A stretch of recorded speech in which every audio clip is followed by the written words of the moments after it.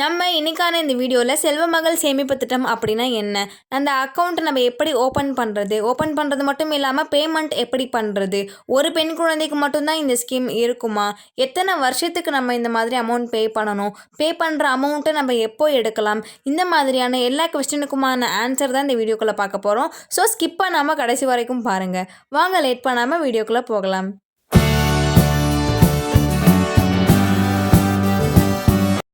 செல்வ மகள் சேமிப்பு திட்டம் இது சுகன்யா சம்ருதி யோஜனா ஸ்கீம் அப்படின்னு சொல்லலாம். இந்த ஸ்கீம் பார்த்திங்கன்னா முழுக்க முழுக்க பெண் குழந்தைகளோட நலனுக்காக உருவாக்கப்பட்டது. ஃப்யூச்சரில் அதாவது எதிர்காலத்தில் பெண் குழந்தைகளோட கல்விக்கும் திருமணத்திற்கும் கூட இந்த ஸ்கீம் மூலியமாக நம்மளால் பணம் சேகரிச்சுக்க முடியும். அது மட்டும் இல்லாமல் மெயினாக பார்த்திங்கன்னா பொருளாதாரத்தில் நலிவடைந்த குடும்பத்தில் இருக்கிற பெண் குழந்தைங்க எதிர்காலத்தில் நிதி நெருக்கடியை சந்திக்கக்கூடாது அப்படின்ற நோக்கத்தெல்லாம் முழுக்க முழுக்க அரசு நமக்கு இந்த ஸ்கீமை உருவாக்கியிருக்காங்க. அதுதான் இந்த செல்வ மகள் சேமிப்பு திட்டம். இந்த அக்கௌண்ட் எப்படி நம்ம ஓப்பன் பண்ணணும் அப்படின்னா, குழந்தைக்கு 10 வயசு ஆகிறதுக்கு முன்னாடியே பேரண்ட்ஸோ அப்படி இல்லைனா அவங்களுடைய கார்டியன் ஹெல்ப்போட எல்லா போஸ்ட் ஆஃபீஸ்லையுமே அப்படி இல்லைனா குறிப்பிட்ட பேங்க்லையுமே நம்மளால் ஓப்பன் பண்ணிக்க முடியும். நம்ம எவ்வளோ முதலீடு பண்ணணும் அப்படின்னு பார்த்தீங்கன்னா, குறைஞ்சபட்சம் 250 ரூபாயிலிருந்து அதிகபட்சம் 1.5 லட்சம் வரையுமே நம்மளால் முதலீடு பண்ணிக்க முடியும். இந்த முதலீடுக்கான வட்டி விகிதம் பார்த்தீங்க அப்படின்னா 7.6%லேருந்து 8.2% அரசாங்கம் நமக்கு உயர்த்தி கொடுத்துருக்காங்க. ஒரு குழந்தைக்கு மட்டும்தான் இந்த ஸ்கீம் இருக்குமா அப்படின்னு கேட்டிங்கன்னா, 3 குழந்தைங்க சில வீட்டில் பெண் குழந்தைங்களாம் இருப்பாங்க. அந்த 3 குழந்தைங்க இருக்கிற வீட்டில் ஒரு சில டாக்குமெண்ட் சப்மிட் பண்ணுறது மூலயமா இந்த ஸ்கீம் அவங்களுக்கும் பயன்படும் அப்படின்னு நான் நினைக்கிறேன்.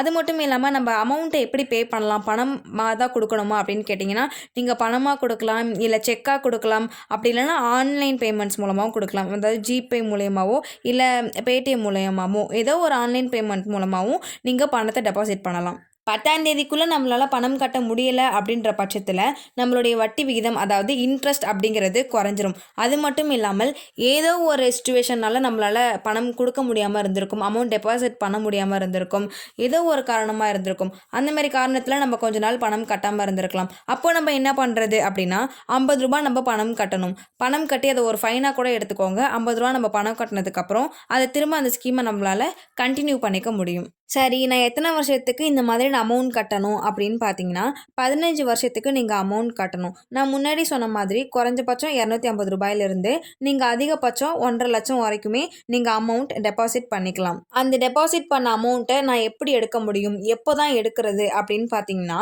உங்களுடைய பொண்ணுக்கு 18 வயசு முடிஞ்சதுக்கப்புறம் 50% அமௌண்ட்டை நீங்கள் எடுக்க முடியும். அதுவும் எப்படின்னு பார்த்தீங்கன்னா, பர்பஸ் ஆஃப் எஜுகேஷன் பர்பஸ்க்காக மட்டும்தான் எடுக்க முடியும். 21 வருஷத்துக்கு அப்புறமா தான் நம்மளால முழு தொகையுமே எடுக்க முடியும். அது எப்படி, நீங்கள் இதுக்கு முன்னாடி 15 வருஷம் தானே சொன்னீங்க, இப்போ என்ன 21 வருஷத்துல தான் எடுக்க முடியுங்கிறீங்க, அப்போ 15 வருஷத்தில் கட்டிட்டோன்னா மிச்சம் 6 வருஷமும் நாங்கள் என்ன பண்ணுறது அப்படின்னு கேட்டிங்கன்னா, நம்ம 15 இயர்ஸ்க்கு தான் அமௌண்ட் டெபாசிட் பண்ணுறோம். 6 இயர்ஸ்க்கு கவர்மெண்ட்டே நமக்கு இன்ட்ரெஸ்ட் அதிகமாக்குறாங்க. இன்ட்ரெஸ்ட் மட்டும் நமக்கு ஏறும். நம்ம 15 இயர்ஸ் அமௌண்ட் மட்டும் டெபாசிட் பண்ணால் போதும். டோட்டலாக 21 இயர்ஸ். அந்த 21 இயர்ஸ் முடிஞ்சதுக்கு அப்புறமா நம்மளால் முழு அமௌண்ட்டையும் எடுத்துக்க முடியும். இப்போது நம்ம மாதம் 250 ரூபா டெபாசிட் பண்ணுறோம். அந்த மாதம் டெபாசிட் பண்ணுற அந்த 250 ரூபா லாஸ்ட் இயரில் நமக்கு எவ்வளவா கிடைக்கும் அப்படின்னு பார்க்கலாம்.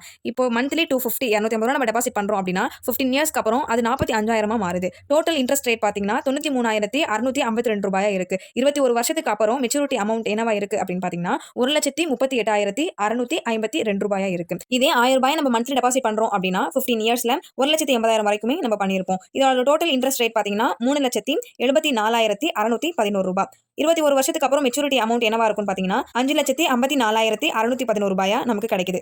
இப்போ 3,000 நம்ம மந்த்லி பே பண்ணுறோம் அப்படின்ற பட்சத்தில் 15 இயர்ஸ்க்கு 5,40,000 அது ஆகியிருக்கும். அதோடைய டோட்டல் இன்ட்ரெஸ்ட் ரேட் பார்த்தீங்கன்னா 11,23,834 ரூபாயா இருக்கும். இது 21 வருஷத்துக்கு அப்புறம் மெச்சூரிட்டி அமௌண்ட்டாக 14,63,834 ரூபாயா நமக்கு கிடைக்கும். இதே நம்ம ஒரு 5,000 மந்த்லி டெபாசிட் பண்ணுறோம் அப்படின்ற பட்சத்தில் 15 இயர்ஸ்க்கு 9 லட்சம் வரைக்குமே நம்ம முதலீடு பண்ணியிருப்போம். இதோடைய டோட்டல் இன்ட்ரெஸ்ட் ரேட் பார்த்தோம்னாக்க 18,07,357 ரூபாய்.